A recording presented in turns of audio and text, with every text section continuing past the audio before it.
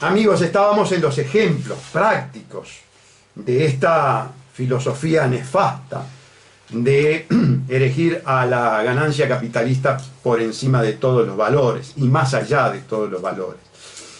Y hubieron algunos aportes en el interín. Llamó, por ejemplo, Juan de Curva de Maroñas para que nos refiramos a las transformaciones que ha sufrido la religión en este sentido. Pienso que se refiere a la comercialización de la religión, pero eso sería un tema muy extenso, ustedes comprenderán. Está bien, acepto la sugerencia, gracias Juan, un abrazo. También nos llamó Sergio Lamana y nos hacía referencia a algo que está muy difundido en los films de la mafia, es decir, en los films de Hollywood, que todos sabemos es un direccionador del pensamiento al servicio de la cleptocorporatocracia. No piensen que las películas son inocuas, por el contrario, son generadoras de opinión, de conceptos, son a veces destructivas de valores que a la cleptocorporatocracia no le interesa exaltar. Y nos hacía referencia a los films de la mafia cuando el sicario ejecuta y dice: no hay nada personal, negocios son negocios. Es decir, fíjense que en Hollywood se propala inclusive de que la acción más desvalorada que puede tener un ser humano, que es el de eliminar de la faz de la tierra a un congénere, se justifique precisamente en esta filosofía de business are business. Pero tenemos algo más tangible, algo que nos va a afectar de lleno, que nos va a tocar el dinero del bolsillo de los uruguayos, que es la bancarización. La ley que por intermedio del poder etático, del poder de coerción que tiene el Estado, obliga al ciudadano particular a que contrate imperativamente, forzadamente, con otro particular, que además es un particular especialmente desprestigiado, justificadamente desprestigiado, que es el banquero, para que se le quede momentáneamente con el fruto de su trabajo y que dosificadamente se lo vaya entregando, no sin antes cobrarle un gasto de administración por las transacciones. Vean entonces cómo, amigos, se utiliza el aparato estatal para obligar, para coaccionar, yo diría para extorsionar al ciudadano común que caiga en las fauces de la fiera maléfica del banquero. Eso es precisamente, amigos, una forma perversa de privatización, porque es utilizar el derecho público para hacerlo caer a usted en la red contractual banquera y en forma obligatoria. Miren, amigos, yo lo he dicho hasta el cansancio. ¿Quieren la inclusión financiera? ¿Quieren las tarjetas de crédito? ¿Quieren las tarjetas de débito? Muy bien, pero siempre respetando el principio de libertad. Denle la opción al ciudadano. No esclavicen al ciudadano. Pero además otra cosa, señores legisladores, señor presidente de la República, que usted tiene que promulgar la ley. Usted va a promulgar una ley inconstitucional. Usted que tanto dice que dentro de la Constitución todo, y de la ley todo, fuera de ella nada, va a promulgar, pues ya promulgó, mejor dicho, ya promulgó, lo que pasa es que está entrando en vigencia escalonadamente, por eso es nuestro error, ya promulgó una ley inconstitucional, una ley extorsiva, una ley que nos entrega a los desprestigiados banqueros, una ley que utiliza el derecho público para obligarnos a estar sujetos al tenaz derecho privado banquero. Una acotación, Gustavo. Sí, con todo gusto, Enrique. En estos días miraba una propaganda en la televisión argentina, muy ocurrente, muy graciosa en algún aspecto, donde una persona está guardando dinero debajo de un colchón y un búho que aparece de sorpresa le advierte que está guardando ese dinero en un lugar inapropiado. Y sigue con distintas escenas similares. Termina siendo una propaganda de un banco privado argentino a los efectos de ir a un fenómeno como el que tú estás refiriendo de bancarización. Pero siempre recordando que tanto en la Argentina como en Brasil, los países más cercanos donde está ocurriendo el mismo fenómeno, es respetando la opción, aún hasta la de guardar debajo del colchón, claro, pero advirtiendo de los peligros que puede tener guardar debajo del colchón y de la conveniencia que tiene llevar el dinero o cobrar el sueldo a través de un banco. Es muy graciosa la publicidad y muy sintomática. Ahora, lo inusitado, lo que nosotros estamos viendo es lo que tú acabas de describir. Es la ruptura del principio de libertad. Si yo quiero guardar mi sueldo debajo del colchón, ya no lo voy a poder guardar debajo del colchón. Si yo quiero cobrar directamente de mi patrón, ya no lo voy a, tengo que hacerlo a través de la intermediación de un tercer sujeto que tú decías desprestigiado, pero a su vez muy protegido por el propio Estado. Correcto. Y condicionado por el propio Estado. Privilegiado por el Estado. Claro. Absolutamente privilegiado, violando la Constitución. Pero vean la paradoja de un gobierno que se dice de izquierda, y desde ya le digo, el lunes que viene, y ya le adelanto y le pido a la administración de la radio, voy a necesitar 1 hora y media, porque va a ser una audición imperdible, amigos. Se llama prueba del archivo. Y vamos a someter a la prueba del archivo al ministro de Economía y Finanzas. Vamos a ver cómo el ministro Astori es un golpista. Cómo él profetizó el advenimiento de un gobierno autoritario con posterioridad a los gobiernos del fraude amplio. Vamos a ver la metamorfosis, ese cambio, cual si fuera el hombre araña, que experimentó nuestro ministro de Economía. Vamos a traer aquí citas textuales del ministro Astori. Vamos a hablar de la deuda externa. Vamos a hablar de la legalidad internacional de la deuda externa según Astori en la década del 80. Y a propósito de la deuda, business are business, negocios son negocios, justifica la posición de este gobierno de pagar, no auditar y no objetar la legalidad de la deuda externa del Uruguay. ¿Por qué, amigos? Porque conforme al criterio negocios son negocios, no importa que la deuda hubiere sido contraída por gobiernos de facto, por gobiernos dictatoriales. Alguno me podrá decir, hay deuda que fue contraída antes por gobiernos constitucionales, a lo cual yo le contesto inmediatamente, no. La primera deuda que tiene el país es una deuda odiosa, porque es una deuda extorsiva, es una deuda hecha en momentos especiales de guerra de independencia, ¿verdad?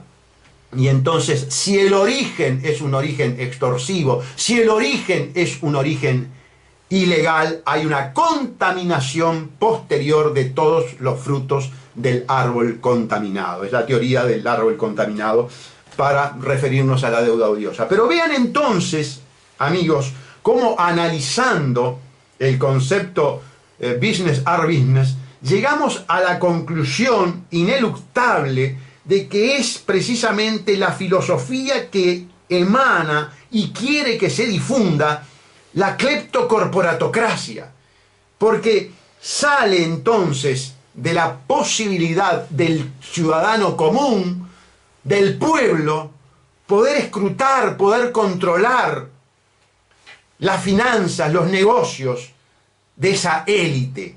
Por eso nosotros bajo ninguna circunstancia podemos admitir el concepto presidencial de negocios son negocios. Negocios son negocios, pero siempre sometidos a los principios éticos, a los principios morales, a los principios jurídicos, a la Constitución y a la ley. Entonces, así sí. Pero, ¿saben qué? Voy más allá. Voy más allá. Hay un principio, amigos, que es el principio de buena fe, que es un principio contractual inclusive. que no se cumple, por supuesto que no se cumple, pero que existe. Y el principio de buena fe es un principio que trae al ámbito jurídico un principio moral, sin lugar a ninguna duda. Nosotros no podemos amoralizar la gestión del ser humano. Nunca las acciones del ser humano deben, digamos, ocupar un sitio de asepsia ética, de asepsia moral, de asepsia axiológica. Porque eso es abrir la puerta, a la conducta desvalorada, a la conducta inmoral, pero sobre todo, y mucho más importante, a la conducta destructiva de la ontología gregaria, colectiva, social que tiene el ser humano.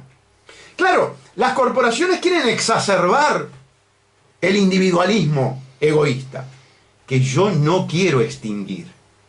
Se trata de una adecuada convivencia del individualismo que le permite al individuo desarrollarse plenamente, y la vida en común, la vida colectiva, la vida societaria. Es decir, ni un individualismo exacerbado que quede todo sometido al negocio son negocios, ni un colectivismo asfixiante que el ser humano no pueda desarrollar plenamente sus aptitudes individuales y que quede supeditado a un Estado, a una raza o a un partido político. Claro, los equilibrios es la gran problemática que tiene el ser humano, lograr la conducta ecuánime, la conducta equilibrada. Pero algo es muy importante señalar, amigos. Este gobierno no está en la conducta equilibrada. Está muy distante de la conducta equilibrada. Este gobierno, con un presidente que dice negocios son negocios, al tiempo que hace negocios. Porque recuerden, amigos, que nuestro presidente de la República, pese a estar gobernando un país sumido en una brutal crisis de todo tipo, no se aparta del ejercicio de su profesión, no se aparta de sus negocios empresariales. Es más, permítanme recordarles, en su momento nosotros denunciamos al secretario de la Presidencia de la República, en el primer gobierno de Vázquez, al doctor Gonzalo Fernández, por el ejercicio simultáneo y en contraposición de intereses de su carrera profesional y la función pública del secretario de la Presidencia. Y él públicamente manifestó que el presidente de la República le había dado la autorización para ese ejercicio, porque a su vez el presidente de la República le manifestó que él también iba a seguir ejerciendo sus negocios. Y recuerden, amigos, que en función del business as business que utiliza para conducir su vida y los destinos del país, nuestro presidente actual, Tabaré Vázquez, una de las primeras medidas gubernamentales que tomó fueron de carácter privado. Fue eliminar la competencia de él en el ramo de la radiooncología. Fue liquidar a los Leborgne. ¿Recuerdan ese episodio? Cuando liquidó a los Leborgne. Después tuvo otro episodio cuando benefició a la empresa de seguros médicos cuyo bufete es del doctor Gonzalo Fernández, con un decreto que fue impugnado por ilegal. Claro, beneficiaba a su amigo abogado, el doctor Gonzalo Fernández. Y yo no sé si el doctor Tabaré Vázquez no tenía intereses en esa aseguradora. Lo cierto es que fue impugnado, lo cierto es que nosotros hicimos la denuncia penal correspondiente y bueno, como tantas veces, fue archivada. Hemos puesto entonces ejemplos claros de por qué es deleznable esta filosofía que impulsa el señor presidente de la República. No, negocios son negocios, no. Los negocios son sometidos a escrutinio. Y esto se relaciona con una filosofía y con una actuación, con una operativa pragmática que vienen teniendo las corporaciones.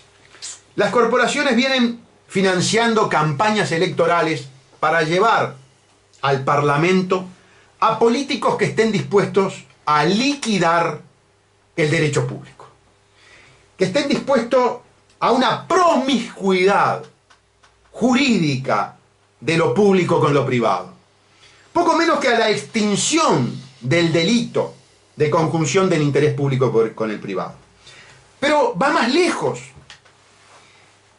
y van Va tan lejos esta promiscuidad, es una promiscuidad jurídica pero también moral, que el Estado se vuelve socio. Y una vez más caigo en un tema que ha sido transitado tempestivamente, es decir, con un sentido de la oportunidad histórica, por el doctor Viana. Porque fuiste tú, Enrique, quien allá por la década del 2006, con el tema de Bosnia, o tal vez antes, me podrás corregir, hablaste del Estado socio.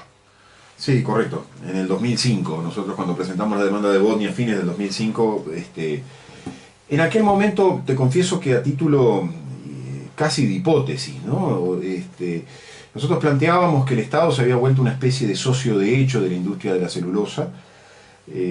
Existían una serie de manifestaciones, a veces perdidas, pero de nuestros gobernantes, incluso desde antes del 2005, que hacían referencia de que se estaba negociando con la empresa temas que eran propios del derecho público, como son, por ejemplo, los temas ambientales. Por allí venía nuestro análisis en aquella demanda. Confieso que nos quedamos cortos. Ya en el 2007 nos sorprendió un decreto, si no recuerdo, 2007-2008, un decreto del Poder Ejecutivo que hablaba por primera vez de la figura en el Uruguay, al menos de los contratos de inversión. Y en el 2011 se concreta con la firma del famoso contrato de inversión con Montes del Plata, allá en enero del 2011.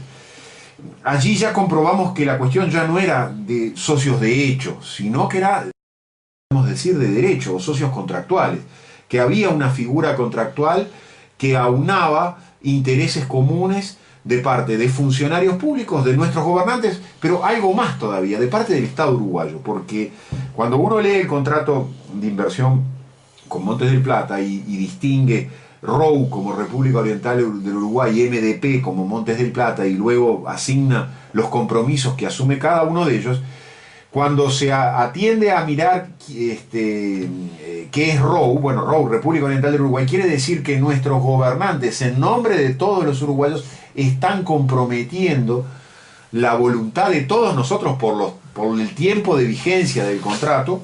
Yo necesito hacer una interrupción porque no puedo aguantar. Pero recordá la garantía solidaria de Lorenzo. Sí, correcto. Cuando el nombre del pueblo uruguayo sale a garantizar negocios privados. Sí, correcto. Perdóname la interrupción, pero no, correcto. Bueno, a mí se me plantean, a partir de todas estas cuestiones, tres reflexiones. Algunas pueden ser conclusiones y otras pueden ser dudas, que incluso te las dejo planteadas porque sé que vas a reflexionar sobre ellas. Una es, nosotros estamos en tiempos donde ya no vivimos lo que pueden ser identificados como actos de corrupción.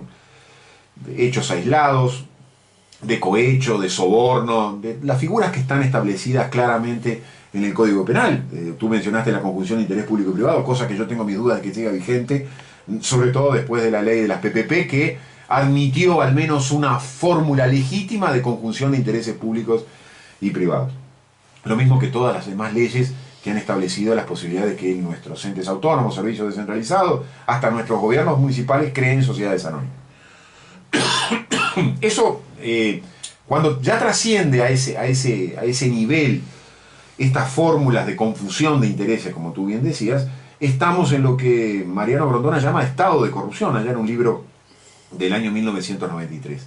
Es cuando el Estado se desnaturaliza y ya toda la estructura estatal no funciona en virtud de ese interés del común, de ese interés general, de ese interés público, sino que actúa en función de intereses privados. Otra cosa que me merece mucha preocupación es una manifestación que hizo en su momento un periodista en la Argentina, vinculados a todos estos fenómenos que se están todos los días descubriendo de corrupción en la Argentina. Él dijo: la corrupción democratiza a la política. Es un periodista, Hernán Brienza, un periodista que se autodefine como periodista acá. Y lo que él está haciendo en ese momento es justificar que la corrupción sea un modo de hacer política, y un modo de hacer política que otorga posibilidades a aquellos que no tienen dinero. Con lo cual deja sin espacio a los honestos y a los humildes para hacer política. Justifica el robar para tener una opción de poder, el robar para mantenerse en el poder. Eso justifica. Justifica eso. Justifica eso. Dice que la corrupción es una forma de democratizar, es una especie de Robin Hood al revés, ¿no? Robo para mantenerme en el poder. Yo robo para mantenerme en el poder, porque si no, el poder queda en manos de los otros, de los poderosos, de los que tienen mucho dinero. Es una filosofía kirchnerista. Por supuesto. La podría usar Dilma Rousseff, o lo podría usar también, por ejemplo, Tabaré Vázquez. Yo no sé quién aquí la puede enarbolar, pero sí observo que muchas veces se dice, bueno, pero una cosa es robar para llevarme a mi casa. Sí. Observen que vivo en la humildad, que vivo en la pobreza. Yo no me robo para llevarme a mi casa, pero sí robo para mi secta, mi sector político, para que mi sector político se mantenga en el poder. Que creo que es lo que en Argentina llaman los robos de la corona. Es una linda expresión, porque refleja cómo muchas veces ciertas fórmulas de presidencia de la República se transforman en viejos conceptos de monarquía, ¿no? Es un rey elegido cada 5, cada 4 años. Y allí se justifica de esta forma robar para la corona como forma de mantener la corona puesta. Y una tercera reflexión, que quizás más una pregunta que una reflexión, es, en presencia de esto, de estados, como yo los denomino, de estados contratados por estas grandes corporaciones, donde se negocian los 3 poderes del Estado, y los 3 poderes del Estado quedan al servicio, a partir de esa negociación, quedan al servicio de esas grandes corporaciones, como lo vemos como fenómeno casi naturalizado, aunque no debería ser, de los tratados de inversión y de los contratos de inversión. ¿Qué sucede si eso a su vez se transforma en ley? Porque tenemos algunas leyes, como la ley Aratirí, para poner un ejemplo, claro, que permiten y legitiman esas figuras. No hemos llegado todavía al fenómeno de Perú, donde incorporó la figura de los contratos de inversión nada menos que a la Constitución. Pero en la medida de que eso se legitima y en la medida que se provoca un sistema, vamos a llamarlo convalidante, que supone lo siguiente: esta filosofía, esta ideología a la que estamos haciendo referencia hoy, si es ratificada por el voto de los ciudadanos en forma permanente, ¿qué supone eso? ¿Supone que estamos validando ese tipo de conductas? Porque yo me pongo del lugar del gran empresario, de la gran corporación.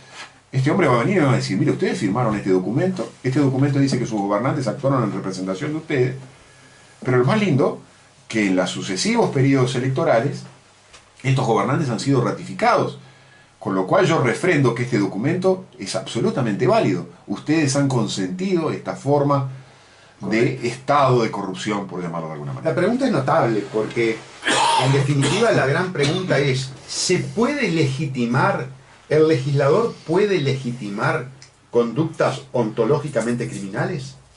Sí, y yo voy un poquito más. El ciudadano democráticamente también. El ciudadano democráticamente a través, por ejemplo... A través del legislador, porque obviamente... O a través del referéndum. O a través de las elecciones, de las propias elecciones. ¿Puede legitimar conductas criminales? ¿Puede institucionalizar la corrupción? ¿Saben qué? Puede dejar sin efecto a la República y hasta aún más. Puede dejar sin efecto la propia democracia.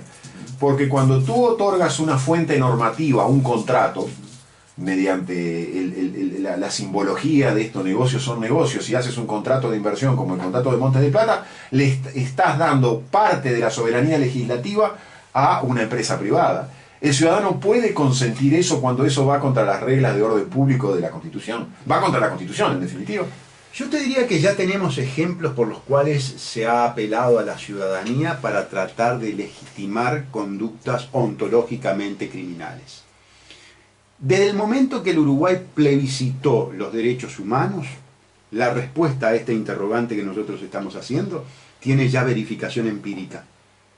Y la respuesta es positiva. Si a la ciudadanía se le otorga el poder de decir, violar los derechos humanos en tales circunstancias no constituye delito o no es punible, es una forma entonces de legitimar conductas ontológicamente criminales. Y si yo tengo un legislador que me dice, sacarle el dinero al pueblo y dárselo a una sociedad privada para que lo administre como quiera no es delito, estoy frente a un legislador que ha legalizado, legitimado comportamientos ontológicamente delictivos. Y eso es muy peligroso, porque en definitiva, a través de la propia Constitución, que Artigas, según tu lectura, la herejía como el documento o el contrato básico, sería la propia Constitución la que tendría el mecanismo para autoeliminarse. Y eso es verdaderamente perverso. Y yo te digo, Enrique, que esta reflexión en voz alta que hemos realizado hoy con respecto al derecho público, a esta filosofía de la corrupción, que algunos llegan a defenderlo como una filosofía progresista, como una filosofía moralmente justificable, ha sido muy enriquecedor. Y agradezco enormemente tu participación, y ha sido, considero que una audición ilustrativa desde el punto de vista jurídico y filosófico de los desafíos que tiene por delante el ciudadano del siglo XXI, no solamente del Uruguay, el ciudadano del siglo XXI de todo el planeta Tierra, porque la cleptocorporatocracia tiene un objetivo, y el objetivo es un objetivo global y es un objetivo que abarca a toda la humanidad. Amigos, como les decía, dos cosas. Primero, 099-663-580, mi celular para recibir mensajes de lo que ustedes me quieran manifestar. Segundo, la audición del próximo lunes, prueba del archivo del ministro de Economía, Danilo Astori. Danilo Astori, el rostro de un golpista, el rostro de un individuo que va a llevar adelante la profecía autocumplida. Se los voy a explicitar el lunes que viene en la audición, que tengo la expectativa de que dure 1 hora y media. Será entonces hasta el próximo lunes. Gracias por acompañarnos. Porque cuando traje... Del poder de coerción que tiene el Estado, obliga al ciudadano particular a que contrate imperativamente, forzadamente, con otro particular, que además es un particular especialmente desprestigiado, justificadamente desprestigiado, que es el banquero, para que se le quede momentáneamente con el fruto de su trabajo y que dosificadamente se lo vaya entregando, no sin antes cobrarle un gasto de administración por las transacciones. Vean entonces cómo, amigos, se utiliza el aparato estatal para obligar, para coaccionar, yo diría para extorsionar al ciudadano común que caiga en las fauces de la fiera. Que las películas son inocuas, por el contrario, son generadoras de opinión, de conceptos, son a veces destructivas de valores que a la cleptocorporatocracia no le interesa exaltar. Y nos hacía referencia a los films de la mafia, cuando el sicario ejecuta y dice: no hay nada personal, negocios son negocios. Es decir, fíjense que en Hollywood se propala inclusive de que la acción más desvalorada que puede tener un ser humano, que es el de eliminar de la faz de la tierra a un congénere, se justifique precisamente en esta filosofía de business are business. Pero tenemos algo más tangible, algo que nos va a afectar de lleno, que nos va a tocar el dinero del bolsillo de los uruguayos, que es la bancarización. La ley que, por intermedio del poder etático, promulgó, mejor dicho, ya promulgó, lo que pasa es que está entrando en vigencia escalonadamente, por eso nuestro error, ya promulgó una ley inconstitucional, una ley extorsiva, una ley que nos entrega a los desprestigiados banqueros, una ley que utiliza el derecho público para obligarnos a estar sujetos al tenaz derecho privado banquero. Una acotación, Gustavo. Sí, con todo gusto, Enrique. En estos días miraba una propaganda en la televisión argentina, muy ocurrente, muy graciosa en algún aspecto, donde una persona está guardando dinero debajo de un colchón y un búho que aparece de sorpresa le advierte que está guardando ese dinero en un lugar inapropiado. Y sigue con distintas escenas similares. Termina siendo una propaganda de un banco privado argentino a los efectos de ir a un fenómeno como el que tú estás refiriendo de bancarización. Pero siempre recordando que tanto en la Argentina como en Brasil, los países más cercanos donde está ocurriendo el mismo fenómeno, es respetando la opción aún maléfica del banquero. Eso es precisamente, amigos, una forma perversa de privatización, porque es utilizar el derecho público para hacerlo caer a usted en la red contractual banquera y en forma obligatoria. Miren, amigos, yo lo he dicho hasta el cansancio. ¿Quieren la inclusión financiera? ¿Quieren las tarjetas de crédito? ¿Quieren las tarjetas de débito? Muy bien, pero siempre respetando el principio de libertad. Denle la opción al ciudadano. No esclavicen al ciudadano. Pero además otra cosa, señores legisladores, señor presidente de la República, que usted tiene que promulgar la ley. Usted va a promulgar una ley inconstitucional. Usted que tanto dice que dentro de la Constitución todo, y de la ley todo, fuera de ella nada, va a promulgar, pues ya amigos, estábamos en los ejemplos prácticos de esta filosofía nefasta de erigir a la ganancia capitalista por encima de todos los valores y más allá de todos los valores. Y hubieron algunos aportes en el interín. Llamó, por ejemplo, Juan de Curva de Maroñas para que nos refiramos a las transformaciones que ha sufrido la religión en este sentido. Pienso que se refiere a la comercialización de la religión, pero eso sería un tema muy extenso, ustedes comprenderán. Está bien, acepto la sugerencia, gracias Juan, un abrazo. También nos llamó Sergio Lamana y nos hacía referencia a algo que está muy difundido en los films de la mafia, es decir, en los films de Hollywood, que todos sabemos es un direccionador del pensamiento al servicio de la cleptocorporatocracia. No piensen que